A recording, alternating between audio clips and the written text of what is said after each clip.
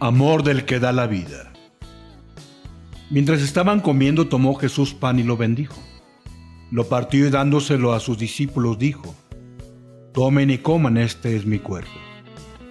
Tomó luego una copa y dadas las gracias se la dio diciendo: Beban de ella todos, porque esta es mi sangre de la alianza, que es derramada por muchos para el perdón de los pecados. Sea para siempre alabado Jesucristo en el santísimo sacramento del altar. Hermanos muy queridos, como cristiano y como sacerdote ordenado, amo como tú le amas a Jesucristo manifestado en el sacramento de la vida en el altar. No obstante, tengo que decirte que si tú y yo tenemos suficiente vista espiritual como para ver a Cristo cabeza en la Eucaristía, también debemos tenerla como para contemplar a Cristo en los miembros santos que forman su cuerpo. No se trata de una conmiseración piadosa, sino de la entraña misma de la solidaridad de Cristo con la humanidad. ¿Te acuerdas en el camino a Damasco? Saulo, Saulo, ¿por qué me persigues?, le pregunta el Señor Jesús glorificado a Pablo cuando perseguía a los cristianos. Jesús había ya ascendido a los cielos, pero Jesús está presente en aquellos que Saulo persigue. Saulo, Saulo, ¿por qué me persigues? Y en la hora de la verdad, cuando a ti y a mí se nos juzgue definitivamente, Cristo aplicará este mismo indicador sorprendente. Vengan benditos de mi Padre, porque tuve hambre, me dieron de comer. Lo que hicieron con ellos, lo hicieron conmigo. Hemos recordado, hermanos, en los primeros dos segmentos de la reflexión, dos elementos importantes sobre la relación con aquel que es el pan de la vida. En primer lugar, que el amor se manifiesta en comida y que exige que en el hambre este menester se alimente con la comunión. Y en el segundo segmento profundizábamos en el tema de un amor que nos pide presencia y cercanía. Pero hay que añadir este domingo un factor más, el de mayor importancia. El amor, para dar la última prueba de su profundidad, exige el sacrificio a favor de la persona que se ama. Se trata de un amor que no se puede quedar en la emoción ni en la conmoción, sino que tiene necesidad de convertirse en una donación.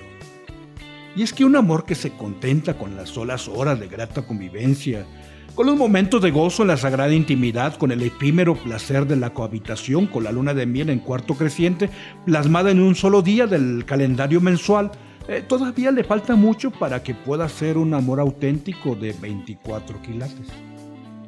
Debemos recordar que en cuestiones de amor verdadero, nos une más el dolor a la persona que nos ama que la diversión con la persona amada.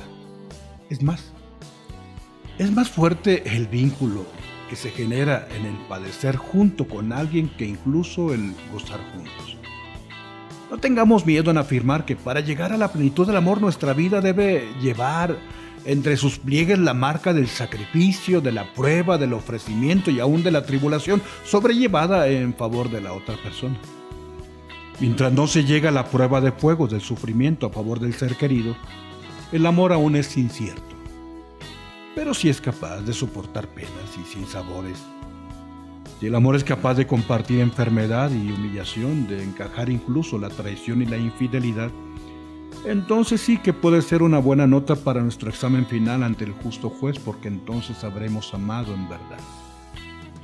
La prueba máxima del amor de Cristo a la humanidad está en que llegó al sacrificio. Llegó hasta la pasión y la muerte, realizando en sí mismo la definición de aquel texto del Cantar de los Cantares: el amor es más fuerte que la muerte.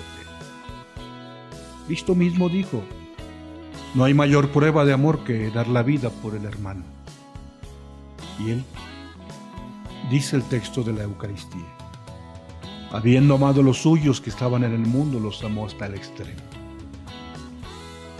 extremo del sacrificio cruento en la cruz. Y para que no se nos pasara por alto, quedando como un acto aislado, perdido en la lejanía del siglo I de la era cristiana, quiso que se repitiera millones de veces.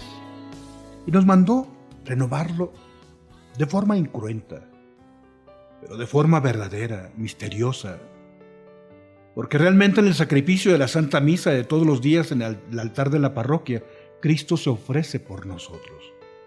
Hagan esto en recuerdo mío. Es decir, Él lo está mandando, para que recuerden cada día, cada hora lo que les he querido, para que no se les olvide hasta dónde me ha llevado el amor por ustedes. Hagan esto en recuerdo mío.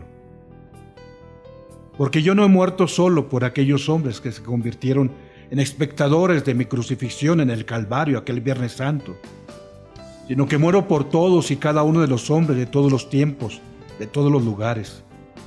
Por eso quiero que repitan hasta que vuelva, hasta que regrese, hasta el final de la historia humana. A la medianoche del día que empezó con la creación y que se planificó con la redención. Repitan, mi único sacrificio redentor múltiple, en sus millonarias repercusiones y en los beneficios.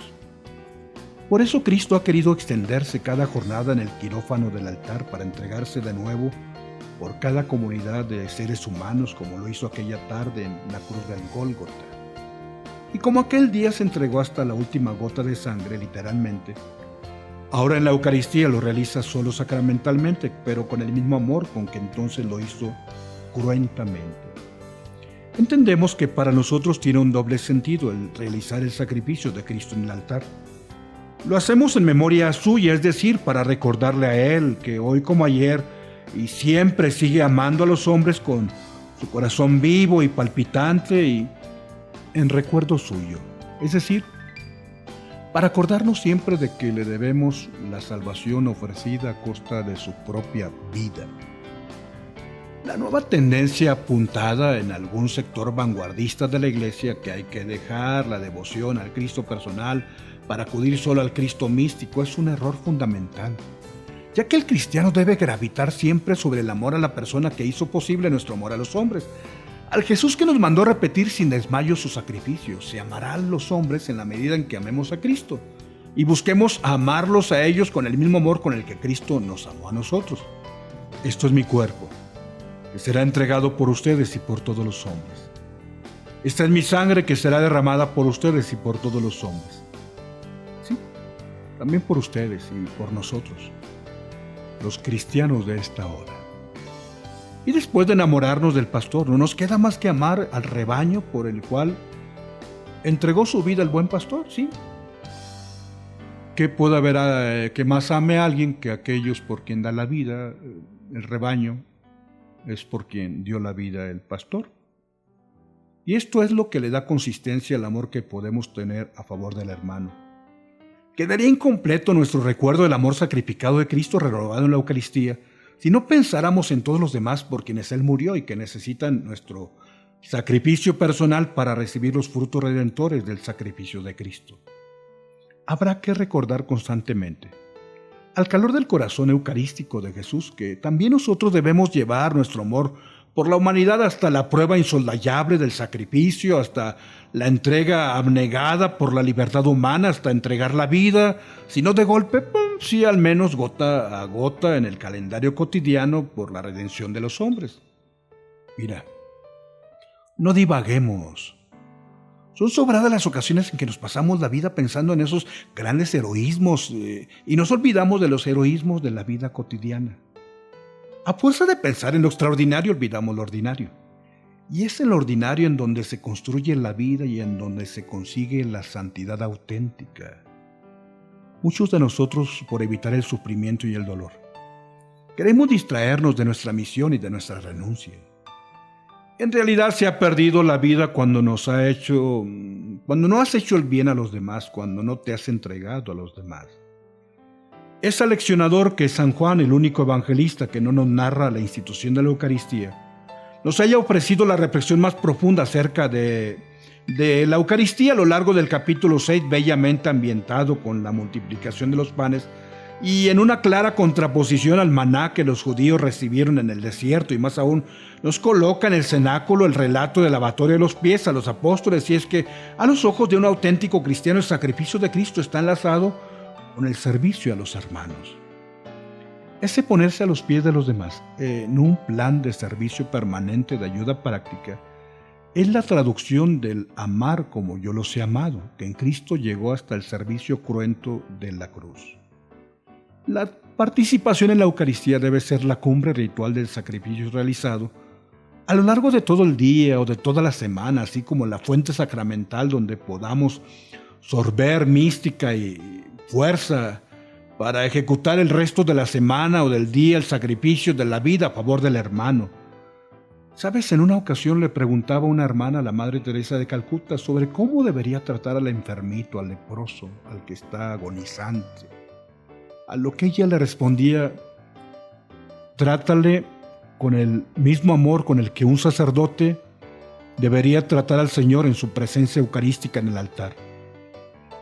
Se trata de aquella Madre Teresa de Calcuta que sabía cumplir con sus deberes, descubriendo con alegría en ellos, más que una exigencia de su consagración, una consecuencia del amor que ella le profesaba a Cristo.